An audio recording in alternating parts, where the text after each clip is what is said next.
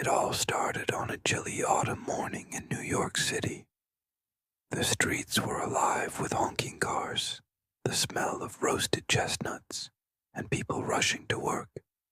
Among them was Emily Carter, a 26-year-old graphic designer who was late for her office. She clutched her coffee cup, her scarf flying behind her as she darted down Fifth Avenue. Emily was always running late.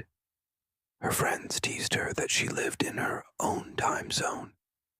That morning, as she turned the corner, she bumped straight into a stranger and spilled her coffee all over his gray coat. "Oh my gosh, I'm so sorry," Emily gasped, pulling tissues from her bag. The man, tall, with messy brown hair and kind hazel eyes, laughed instead of getting angry.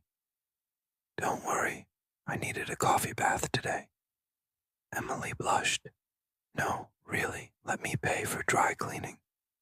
He shook his head. "How about you buy me another coffee instead?"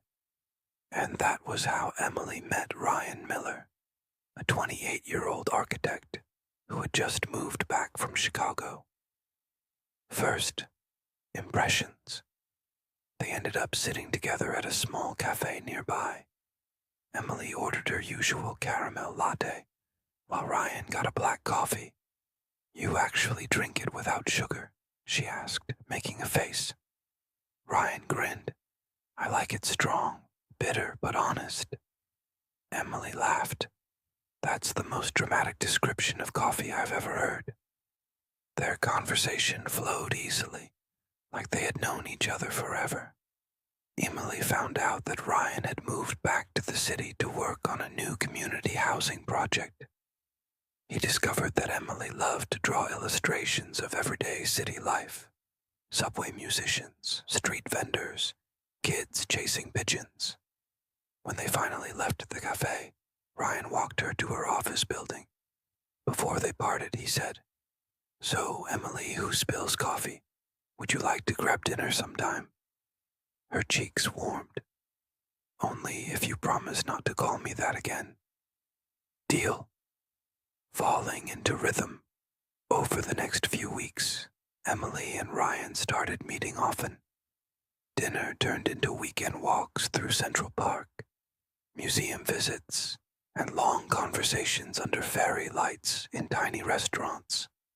One rainy evening, Emily invited Ryan over to her apartment. She cooked pasta, which turned out slightly burnt, but Ryan ate every bite and declared it delicious. Then they painted together on her living room floor. Ryan's drawing of a dog looked more like a potato, but Emily framed it anyway. They became each other's safe space. Emily loved how Ryan listened, really listened, when she talked about her dreams and fears. Ryan adored Emily's laugh, which came easily and made even his worst days lighter. A small conflict. Of course, not everything was perfect. One evening, Ryan canceled their date last minute because of a work emergency. Emily, who had been waiting with homemade cupcakes, felt hurt.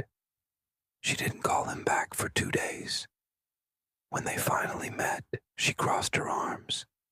"You always put work first." Ryan sighed, rubbing his forehead. "Emily, this project is huge. I'm not trying to ignore you." She looked down. "Sometimes it feels like